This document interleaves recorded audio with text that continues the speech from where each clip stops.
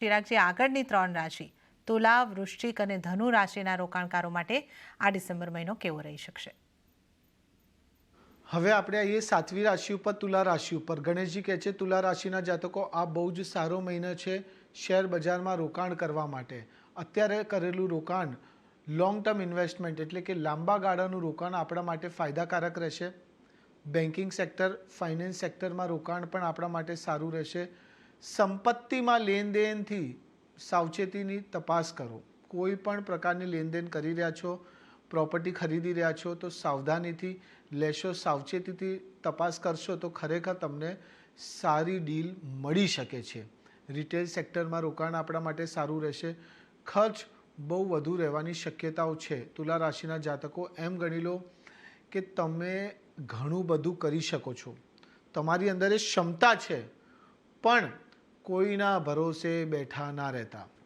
જો તમે કોઈના ભરોસે બેઠા રહેશો તો તમારો ભરોસો તૂટી શકે છે, નિરાશાઓનો સામનો તમને કરવો પડી શકે છે. એટલે પોતાના ઉપર વિશ્વાસ રાખીને જો કાર્ય કરશો તો 100% આપણો ડંકો વાગશે. આ મહિનો આપણા જીવનમાં ખુશીઓ લઈને આવશે અને જીવનમાં આગળ વધવાની તક તમને મળશે.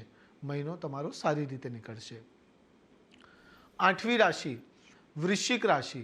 ગણેશજી કહે છે વૃશ્ચિક રાશિના જાતકો, બહુ જ મહેનત કરો છો, બહુ જ એફર્ટ્સ આપો છો, પરિણામ નથી મળતા, તો આ મહિને તમને કંઈક સારા પરિણામો મળી શકે છે. આર્થિક સ્થિતિમાં થોડાક ઉતાર ચઢાવ આવી શકે છે, પણ મહિનાની અંત સુધી ધીમે ધીમે બધું સ્ટેબલ, બધું લેવલિંગ થઈ જશે. Property sector, finance sector, insurance સેક્ટરમાં સારો નફો તમને મળશે. સોનામાં અથવા પ્રોપર્ટીમાં રોકાણ માટે થોડીક રાહ જોવી પડશે. વેપારમાં સારી આવક થશે. પોતાના પૈસા સમજી વિચારીને રોકાણ કરો. એમ ગણી લો વૃશ્ચિક રાશિના જાતકો કે તમને તમારા અંદરથી જે જિદ્દીપણું છે એ કાઢી દેવું પડશે.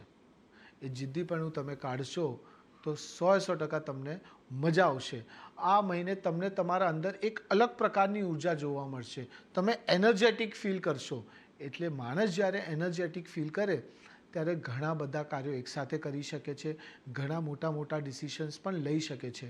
આ મહિનો વૃશ્ચિક રાશિના જાતકો આપણા જીવનમાં કંઈક બદલાવ, કંઈક પોઝિટિવિટી લઈને આવનાર છે. અને સાથે સાથે જે લીગલ ડિસ્પ્યુટ્સ ચાલતા હતા, કોર્ટ કેસ ચાલતા હતા, એ લીગલ ડિસ્પ્યુટ્સ પણ હવે સમાપ્ત થશે અથવા તો કોર્ટ કેસ આપણા ફેવરમાં આવી શકે છે. મહિનો આપણો સારી રીતે નીકળશે. 9મી રાશિ ધનુ રાશિ. ગણેશજી કહે છે ધનુ રાશિના જાતકો, વેપારમાં સારો નફો મળી શકે છે. તમે બીજું કંઈક વેપાર ચાલુ કરવાનું વિચાર કરી રહ્યા છો તો એના માટે પણ આ મહિનો બહુ જ સારું રહેશે. સારા ઇન્વેસ્ટર્સ તમને મળી શકે છે. જો ક્યાંક તમે લોન માટે અપ્લાય કરેલું છે તો એ લોન પણ તમારી સેન્કશન થઈ શકશે. Automobile sector, energy sector, steel સેક્ટરમાં રોકાણ આપણા માટે સારું રહેશે. ઇન્સ્યોરન્સ અને ફાઇનાન્સ સેક્ટરમાં પણ રોકાણ જબરદસ્ત પરિણામો તમને આપશે.